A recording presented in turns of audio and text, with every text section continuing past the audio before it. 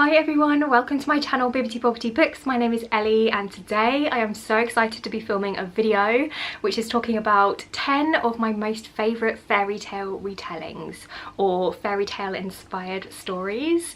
So I really love this specific genre of fantasy. I just love reading something that's like a fairy tale. There's something so whimsical and magical about those stories, and I also think they are the perfect type of stories to pick up in the autumn season because there's just nothing cozy than snuggling up and getting lost in a fairy tale. So yeah, I really wanted to film this video for this season, so I hope that you enjoy this video and I hope that you find some book recommendations to pick up this autumn. But without further ado, I'm just going to jump straight in and start talking through these books because I've got 10 to get through, so there's quite a lot to chat through today and I'm so excited about all of these because I love them all. So yes, in no particular order, I'm just going to pick from this stack that I've pulled from my shelves. But the first book that I wanted to recommend to you is Daughter of the Forest by Juliet Marillier. So this is a retelling of the Six Swans fairy tale, and in this story we follow our main character Sorka, who is a young girl. She is the daughter of a lord and she has 6 beloved brothers, and Sorka is kind of raised by her brothers really because she's got quite a strained relationship with her father since her mother died in childbirth, and she's kind of raised by her brothers and they very much protect her and love her, and the sibling dynamic that is discussed in this book is so beautiful. It's one of the reasons why I really adore this book. So yeah, she's got quite a happy childhood, but everything changes when her father actually becomes kind of bewitched by this woman and he ends up marrying this woman, and we find out that she's actually an enchantress and she places a curse on Sorka's 6 brothers and turns them into swans. So Sorka's mission throughout this book is basically to try and find a way to break this curse and to rescue her brothers, and it's such a beautifully told story. It's incredibly atmospheric. It's set in medieval Ireland, which is just a really cool setting, and a lot of this book takes place in the forest and also a lot of it takes place in the winter, so it's very atmospheric. It is quite harrowing at times though because our main character Sorka has to go through a lot to try and save her brothers. She has to face a lot of trauma and a lot of trials, so it's not all sunshine and daisies in this book, and there are some potentially triggering things that are talked about in this book and some scenes that are quite difficult to read, so definitely check out the content warnings before going into this one. But it just makes for a very real kind of story, if that makes sense for a fantasy book, because you really get on board with Sorka. You're kind of there every step of the way as she's trying to break this curse, and she is such a determined character that you just can't help but root for.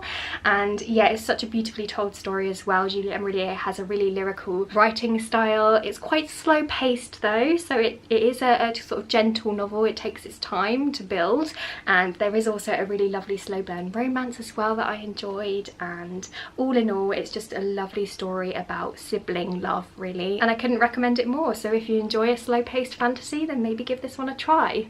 Okay, so next up we have Uprooted by Naomi Novik. So this is a standalone fantasy book. I think it's adult, and this story is based on Eastern European folklore and fairy tales, and we follow our main character Agnieszka, who is a young woman and she lives in this quiet village that borders this really dark forest, and the people who live in her village are actually protected from the evil magic of the forest by this really powerful wizard who is known as the Dragon, and he agrees to protect her community from this evil magic in exchange for one woman to come and serve him for 10 years. So every 10 years he selects a new woman to come and live with him in his tower, and the book starts off at the time of this choosing, and basically the whole of the village thinks that the most beautiful and graceful girl in the village is going to be the woman that he chooses to take with him to live in the tower. But much to everybody's surprise, he actually chooses Agnieszka. So we follow her as she moves in with this dragon character, and the story takes place from there. So you can see it's kind of got a little bit of a Beauty and the Beast vibe to it as well, but what I will say is I think the focus is much more on defeating the evil magic of the forest rather than some kind of romance. So I think some people have been disappointed by this one if they've been expecting a kind of romance situation. There is a little bit of romance in here, but I would say the focus is very much more on the dark wood magic, which I just love because it's so creepy. And yeah, I really enjoyed this one. It's really beautifully described again. This has a really lovely magic in it. It's the kind of magic that's very soft. You just kind of have to accept it for what it is, but the way that Naomi Novik describes some of the magic scenes is just so beautiful. So yeah, I really enjoy this one as a very kind of enchanting read, but if you like a sort of hard magic system, then you might not necessarily get on with this one. But yeah, I really enjoyed this. Okay, so next up we have another book by the same author. So this one is Spinning Silver by Naomi Novik, and this one is actually a retelling of the Rumpelstiltskin story. It's a very loose retelling, but it's inspired by that story, which is quite cool because I feel like I haven't read many books that are based on that particular fairy tale. And yeah, I did enjoy this one. It feels very different to Uprooted. This one feels a little bit more intricate in its plot, and it's also got multi-perspectives in it, whereas this one we just get the one perspective, and this one feels a little bit more whimsical, I would say, than this one. But yeah, I did enjoy this one. In this book we follow our main character, I think her name is Miriam. Yeah, Miriam, and she is the daughter of a moneylender, but her father is really bad at his job, so he does not like collecting debts, and for that reason Miriam's family is on the brink of poverty. And so Miriam decides to take things into her own hands, and she takes over this job as a moneylender, and she goes about collecting these debts, and she's actually really good at her job, much better than her father ever was. And because of that, she starts to earn a little bit of a reputation. People start saying that she can turn silver into gold. And that reputation becomes more and more widespread, and it actually reaches the ears of a powerful Fae king, and he becomes very intrigued by this. And without wanting to say too much to kind of tell you all of the plot or to give any spoilers, all I'm going to say is that Miriam and this Fae king, their fates kind of become intertwined, along with a couple of other characters as well. We've got a peasant girl, and we've also got an unhappy daughter of a lord, and yeah, all of their sort of fates end up kind of intertwining into this really interesting fantasy story. And yeah, I really enjoyed this one. This one has a little bit more of a wintry setting, so we get lots of descriptions of the snow and things like that. It's very icy, which is quite cool, whereas this one is a little bit more foresty, and we've got that focus on that dark creepy woods. So depending on what you like, you might want to check out some of those. Okay, next up we have one of my all-time favourite books, and that is The Bear and the Nightingale by Catherine Arden. You might have heard me going on about this book already because I do really love this series. It's such a fantastic fantasy series in my opinion, but this book is based on Russian folklore and fairy tales. It's set in medieval Russia. And in this story we follow our main character Vasilisa, and we basically watch her grow up across the series. It's a trilogy. She starts off as a young girl and we see her grow into adulthood. And Vasilisa is a very free-spirited young woman. She's kind of very determined, and she's very feisty, and she doesn't really want to be pinned down. And she also has this really unique ability to see and communicate with the household spirits and also the spirits of nature, which is really cool. And she has quite a happy childhood running free through the forest, but everything changes when her father ends up remarrying. So basically Vasilisa's mum actually died in childbirth. There's a little bit of a theme there. We seem to get that quite a lot in fairy tales. But yeah, her mother actually died, so her father went to Moscow and brought back a new wife. But the problem is that this new wife is actually an Orthodox Christian, and so she kind of clashes with Vasilisa's way of life and with her community's way of life, bearing in mind that this is set during the medieval time period when Christianity was kind of pushing away paganism, which is just a really interesting time to look at. So we get lots of interesting discussions about organised religion versus kind of folklore and paganism, and I just thought that was fascinating. But basically this new wife is quite afraid, and she thinks that the spirits that Vasilisa can see and communicate with are actually devils, and so she brings this priest to the town to try and cast out these devils, and we see how that affects the community and how that affects our main character, and the plot kind of goes on from there. It's so well written, this one. It's absolutely gorgeous, the writing style in here. It's also incredibly atmospheric. A lot of it takes place in the winter where it's really bitingly cold, and it's also got that slight edge of eeriness that I like in fairy tale retellings, and it's got one of my favourite villains as well. I really enjoy the priest character in here. He has such an interesting dynamic with Vasilisa, so yeah, highly recommend for you to check out this series if you haven't already. Okay, so next up we have a young adult book. I think this might be the only young adult book that I've got on this list actually, but I really enjoyed it, and that is House of Salt and Sorrows by Erin Craig. I'm sorry if the light's reflecting on the cover there, but this is a really dark and creepy retelling of the 12 Dancing Princesses, and in this story we follow our main character Annalie, who is a princess, and she lives on this island that worship the sea god. And they all kind of consider themselves people of the salt, so they think that people are created from the salt of the sea, which is really cool, and then when they die they think that they return to the salt. So I loved finding out a little bit more about this world and this community. I thought it was really fascinating, and the setup is basically that there were 12 princesses, but there are now only 8 because 4 have died along with their mother, and because of that the community thinks that the family is cursed, and they're just sort of sitting and waiting for the next tragedy to happen. And we follow Annalie, who is one of these princesses, and she always kind of accepted the deaths of the first 3 of her sisters as just really horrible tragedies that are just unfortunate, but didn't really think much more of it than that. But with the most recent death she starts to get a little bit suspicious, and she thinks that there might be something else going on. So there's definitely a mystery at the heart of this book, and we're basically following Annalie as she's trying to uncover what happens to her sisters and what is happening to her family, and it gets pretty dark pretty quickly.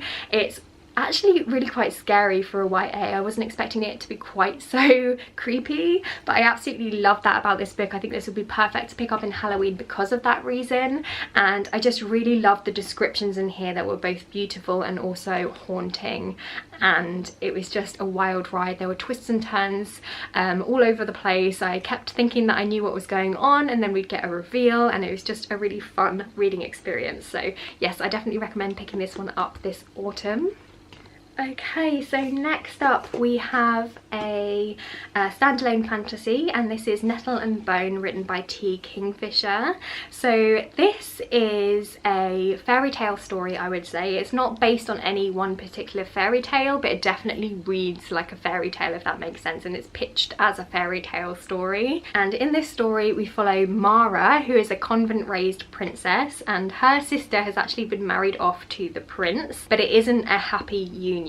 So we quickly find out that this prince character is not a nice person. He's a terrible person really, and that Mara's sister is in a lot of danger, and so Mara decides to plot the downfall of this prince to basically try and get rid of him.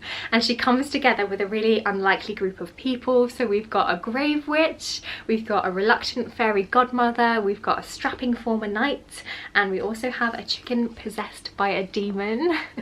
And this group of people basically come together to plot getting rid of this prince character, and it's a really fun story. It does have some heavier themes in it. I would say the first couple of chapters are quite dark, and you might want to check out some of the content warnings as well, because the author is very much trying to make us not like this prince character so that we can get on board with the plot of the story. So yeah, the first couple of chapters are quite dark and deal with some heavy themes, but I think once you get past that it's actually quite a light-hearted story. It's really quite funny in places. I loved all the characters in here, and it was really quirky in the way that it was written, and I really liked how the author kind of took a lot of fairy tale tropes that we know and love but turned them on their head just to make it a little bit different. And yeah, I really enjoyed this one. It had a lovely found family feeling in there as well. I liked the themes of sisterhood, and I liked the fact that we have this kind of unlikely hero type character in this book, and it felt quite self-aware. So yeah, I had a really fun time with this one and would recommend. Next up we have a novella, the first in a fantasy series.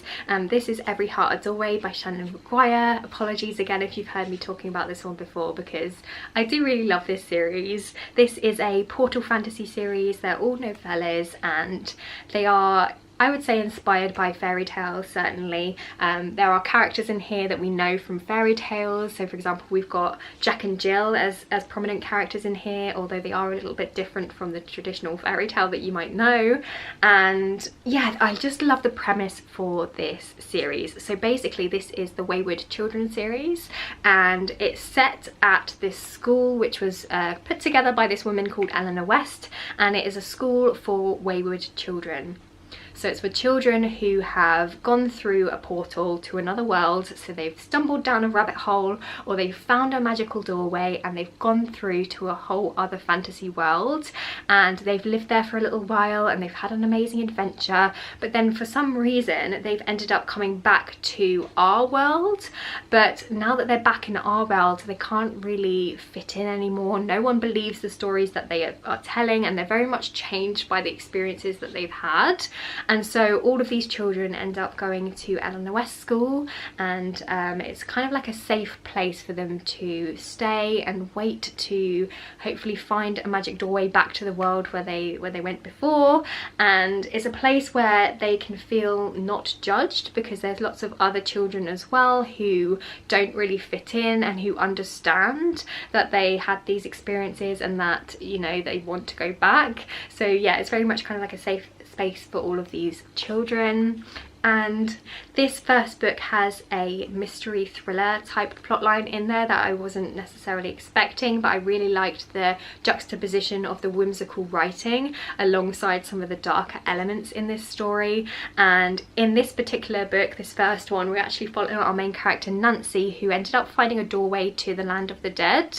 That's the magical world that she found, and so there's definitely some Hades and Persephone elements in there, and it's definitely been inspired by that myth, so I really enjoyed that as well. So yeah, highly recommend this one. It's got great characters in it, and it's just such a addictive series as well. It's just so easy to eat up these stories really quickly, and they're so atmospheric. So yeah, recommend for this one.